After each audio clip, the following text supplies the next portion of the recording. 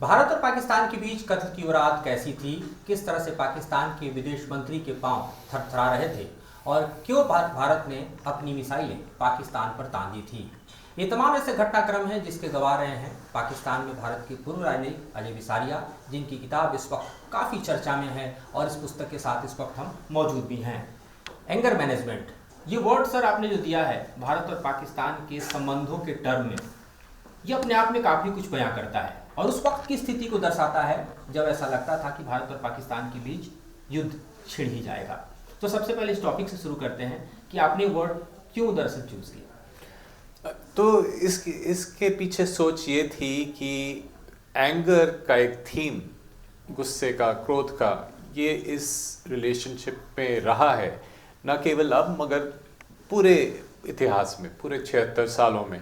चाहे वो आप युद्ध की बात करें, आतंकवाद की बात करें, पाकिस्तान का जो क्रोध है कि कश्मीर वापस नहीं मिल पाया, और इसमें कई फैसले जो पाकिस्तान की तरफ से हुए वो जल्दबाजी में हुए, गुस्से में हुए। 1965 का जो युद्ध था, बिना सोचे समझे ठीक तरह वो छेड़ा गया।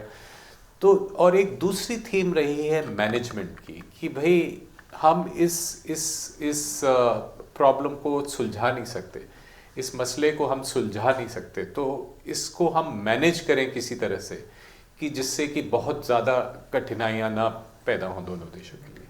तो इनको जोड़ के एक तरह से एक शीर्षक हमने चुना। तकरीबन 5 साल होने को हैं, साल 2019 और 26 फरवरी। पुलवामा के हमले ने दरअसल भारत को पूरी तरह से दहला दिया था। इतनी बड़ी संख्या में इंडियन फोर्सेज इससे पहले हुए किसी भी आतंकी घटनाक्रम में शायद ही मारे गए हों, और उस वक्त जो तनाव पैदा हुआ, उस तनाव को हमने देखा कि किस तरह से एक युद्ध की पूरी पृष्ठभूमि तैयार हो चुकी थी। आपके हवाले से मैं दर्शकों को बताना चाहूँगा कि किस तरह से दरअसल इस पुलवामा हमले के बाद डिप्लोमेसी और दोनों ही देशों के बीच डिफेंस और साथ ही गवर्नमेंट की स्थिति दिखाई दे रही थी। जी, तो पुलवामा एक बहुत ही इंडिया के लिए एक बहुत ही ट्रॉमेटिक घटना थी। भारत में बहुत ज़्यादा आक्रोश था उस पर, और एक सेंस पैदा हुआ था कि अब बहुत हो गया, अब हम और नहीं चाहते इस तरह की घटनाएं और कुछ करना पड़ेगा। इसकी पृष्ठभूमि में पहले सर्जिकल स्ट्राइक्स हो चुके थे 2016 में, और ये आवश्यक हो गया था क्योंकि पॉलिसी मेकर्स वही थे कि हम उससे भी ज़्यादा करें, क्योंकि उससे भी ज़्यादा ये सीरियस मामला था।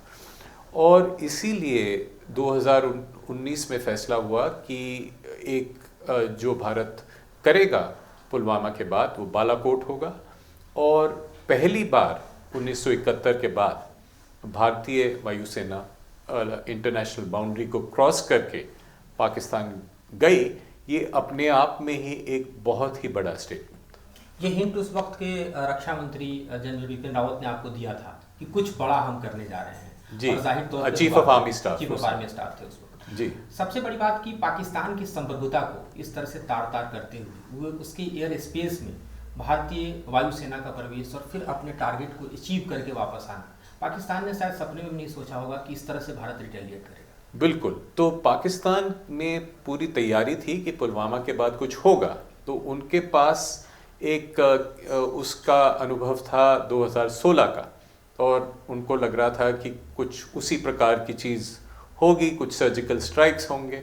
मगर भारत ने एक एलिमेंट ऑफ सरप्राइज से एक उससे भी आगे कदम लिया, और इस वजह से ये पाकिस्तान को काफ़ी हिला दिया इस मामले में, और उसके लिए आवश्यक हो गया कि वो एक कार्रवाई करे जो अपने लोगों को दर्शा सके कि हमने भी उसी तरह की कुछ कार्रवाई करी। उस वक्त भी भारत में आम चुनाव होने वाले थे और पाकिस्तान ने पूरी तरह से कोशिश की थी दरअसल पुलवामा हमले को एक भारत के इंटरनल इशू, खासतौर पे जम्मू कश्मीर के दायरे में समेट देने की, और इसलिए वो कह रहे थे कि ये चुनावी माहौल में हुआ हमला है और इसके लिए जैश ए मोहम्मद जिम्मेदार नहीं है, पाकिस्तान जिम्मेदार नहीं है। लेकिन इस रेटोरिक को आप लोगों ने अपने डिप्लोमेटिक एफर्ट्स के जरिए जो खारिज किया, ये किस तरह से डिप्लोमेटिक फ्रंट पर एक बड़ी जीत मानी जा सकती है?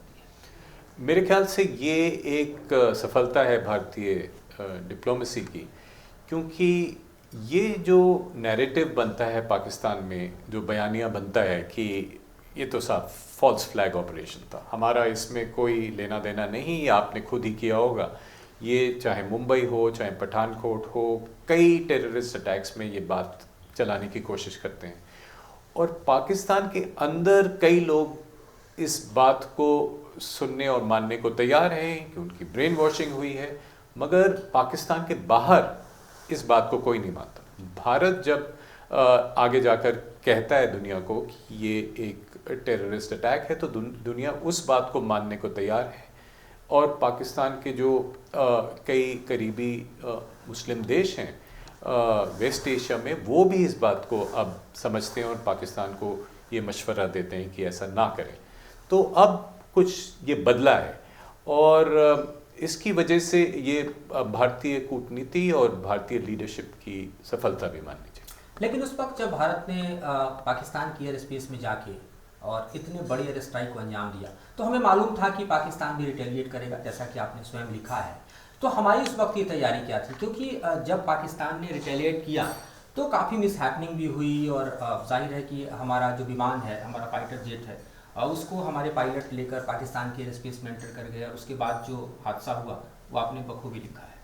देखिए, युद्ध में हादसे होते हैं। इसमें पाकिस्तान ने एक किया कि भारत तो पाकिस्तान में काफ़ी डीप चला गया था। पाकिस्तानी एयरक्राफ्ट 3-4 किलोमीटर ही अंदर आए, वो भी LOC के, और इंटरनेशनल बाउंड्री को नहीं क्रॉस किया उन्होंने।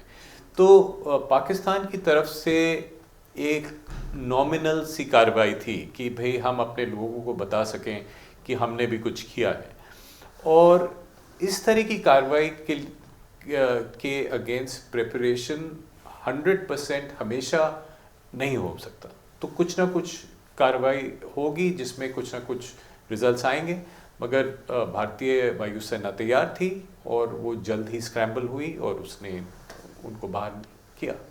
आपने लिखा है कि जो आर्टिलरी फायर शुरू किया उस वक्त पाकिस्तान ने, उससे ऐसा लग रहा था कि वो हमें इंगेज कहीं और करना चाहते हैं, लेकिन दरअसल उनकी स्ट्रेटजी कुछ और है और वो स्ट्रेटजी उनके सामने भी आई। और उस क्रम में जब भारतीय वायुसेना ने जवाब दिया और उस वक्त अभिनंदन वर्धमान इस तरह से एंटर करते हुए पाकिस्तान की सीमा में चले गए और पाकिस्तान के F-16 के एक मिसाइल ने उनके एयरक्राफ्ट को डैमेज किया, फिर वो नीचे उतरे। उसके बाद किस तरह से तेज़ी से घटनाक्रम बदलता हुआ चला? देखिए, ये मिलिट्री स्ट्रैटेजी में होता है कि आप कुछ डिसेप्शन ट्राई करें, क्योंकि आपको एक सरप्राइज़ और स्पीड का एलिमेंट ज़रूरी होता है। तो ये सब हुआ, मगर इसके बाद जो पुलवामा और बालाकोट के बाद जो घटनाएं हुई, वो फोकस चला गया था हमारे पायलट पे।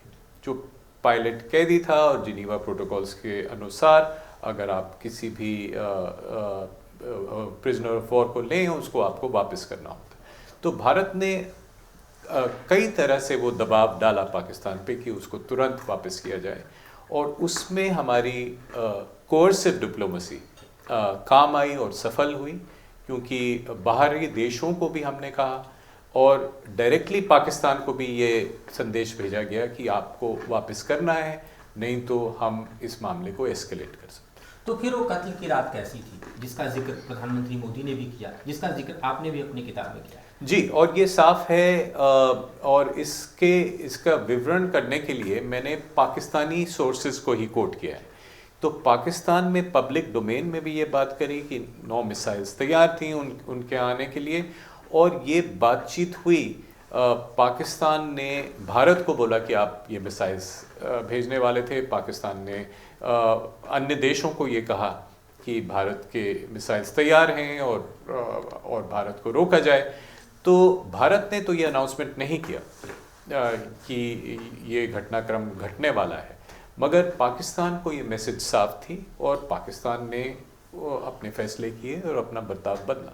तो क्या भारत का जो रिटेलिएशन की तैयारी थी, भारत जिस तरह से अपनी मिसाइल्स को पाकिस्तान की तरफ हम कहें तो टारगेट कर चुका था, दूसरी तरफ डिप्लोमेसी का जो टारगेट था वो भी हम देख रहे थे कि P5 नेशन से लेकर और तमाम जो नॉन परमानेंट मेंबर्स हैं उनको भी हमने इंगेज किया, पाकिस्तान को एलिमिनेट करने के लिए जो कोशिश की गई, ये दोनों मिलकर किस तरह से बाध्य करते हुए दिखाई दिए इमरान खान को, जिसके चलते उन्हें आके अपने पार्लियामेंट में स्पीच देना पड़ा।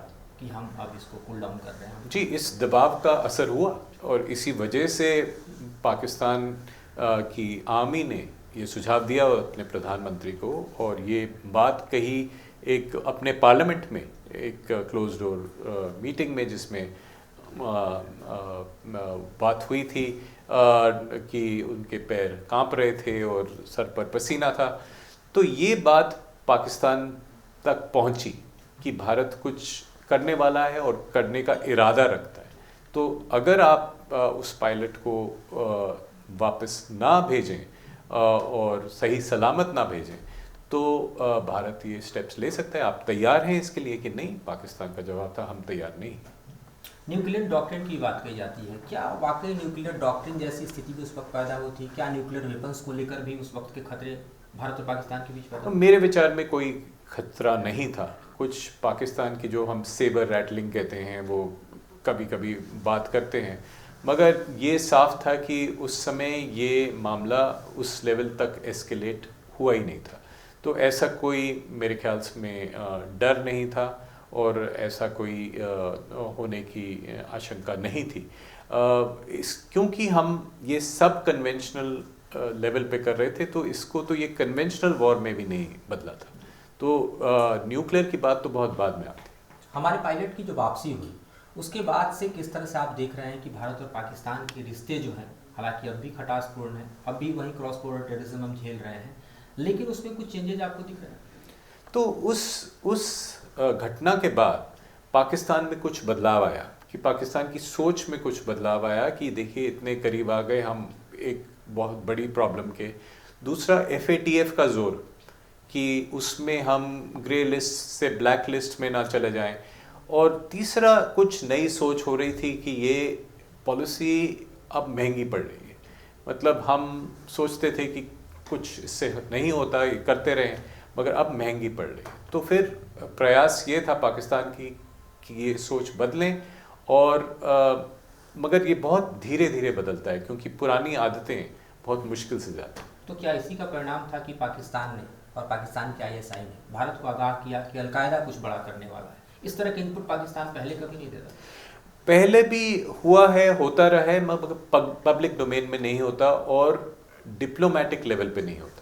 ये आपस में इंटेलिजेंस एजेंसीज कभी कभी ऐसी सूचना शेयर करती हैं, मगर ये हमेशा नहीं होता। तो ये एक नई बात थी कि उन्होंने कहा और इससे ये अनुमान लगाना ठीक होगा कि वो नहीं चाहते थे कि एक और पुलवामा जैसी घटना हो जाए, इसके लिए नहीं तैयार थे। 5 साल का वक्त गुजर चुका है, हम देख रहे हैं कि इस तरह के घटनाक्रम को दोहरा तो पाकिस्तान की कोई भी आतंकवादी संगठन नहीं सका, लेकिन जो छिटपुट घटनाएं हैं और लगातार उसका दौर जारी है। अभी हम देख रहे हैं किस तरह से जम्मू कश्मीर में, खासतौर पे जम्मू के इलाके में लगातार टारगेट्स किए जा रहे हैं। तो क्या पाकिस्तान की रणनीति ये है कि कुछ बड़ा नहीं करना है पर छोटे छोटे इस तरह के आतंकी घटनाओं को अंजाम देते रहना है?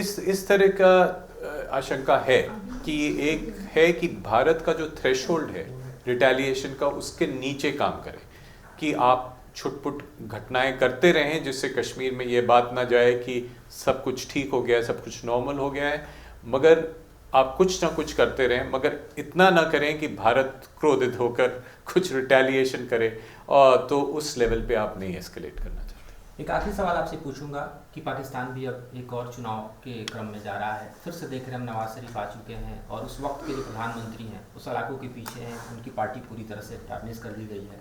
किस तरह से पाकिस्तान में होने वाला जो अगला चुनाव है वो भारत के साथ संबंधों को निर्धारित करेगा?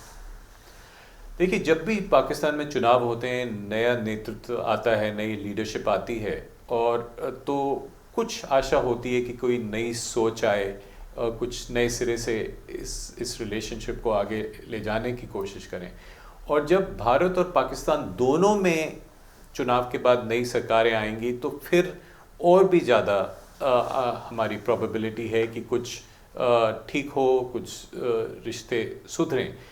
इस सब में ज़रूरी है कि आतंकवाद नहीं हो, कोई घटना आतंकवाद की नहीं हो। तो मेरे ख्याल में एक कॉशियस ऑप्टिमिज्म, एक थोड़ी सी आशा की किरण है कि 2024 में जब दोनों तरफ चुनाव हो जाएं तो हम कुछ रिश्ते आगे बढ़ाएं। तो जाहिर है भारत की पॉलिसी रही है talk and terror can not go together. तो टेरर की नीति से अगर पाकिस्तान अपने आप को बदलता है तो दोनों ही देशों के बीच फिर से बातचीत बहाल हो सकती है, रिश्ते पटरी पर लौट सकते हैं। लेकिन ये जो किताब आप हमारे ठीक पीछे आप देख रहे हैं, एंगर मैनेजमेंट, ये एंगर भारत और पाकिस्तान के बीच तब तक जारी रहेगा जब तक कि पाकिस्तान अपनी टेरर की नीति यानी आतंक की नीति नहीं बदल देता। और मैनेजमेंट का तरीका यही होगा कि वो अपनी आतंक नीति बदल दे, और तभी दोनों ही देशों के बीच जो डिप्लोमेटिक रिलेशंस हैं, पीपल टू पीपल कनेक्ट है, वो फिर से बहाल हो सकता है। मुझे लगता है सर आप सहमत होंगे इस बात से। बिल्कुल बिल्कुल ठीक बात कही। धन्यवाद न्यूज़ नेशन पर बातचीत करने के लिए और अपने विचारों को। धन्यवाद।